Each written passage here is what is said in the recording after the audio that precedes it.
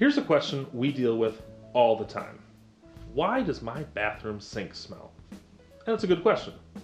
Most sinks have an overflow hole in them, right? It's to keep water from ever pouring out.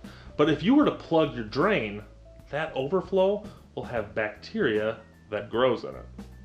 Your spit from your toothpaste, anything you put down the sink, hair, chemicals, even pouring out a soda, whatever you're doing gets into your P-trap, right? It sits in the drain. P-traps are designed to stop sewer gases from entering your house. And all drains have a P-trap. A P-trap is a water trap. It's a pipe that's shaped like the letter P, so there's a water reservoir in it, and it acts like a seal. Essentially, the water has to travel through more water to get to the drain, so there's never an open pipe to your living space. Keep in mind, when I say open, I mean unrestricted, like there's no water in there.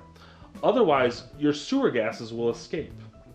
If you've ever walked into a bathroom that hasn't been used in 6 months, it could smell like sewer gas, and that's because the P-trap liquid has evaporated to the point where it's allowing sewer gas to escape into the environment, the bathroom. But back to the original question, that P-trap that's saving your sink will catch all the hairs and all the stuff. Anything organic that decomposes stinks like mildew.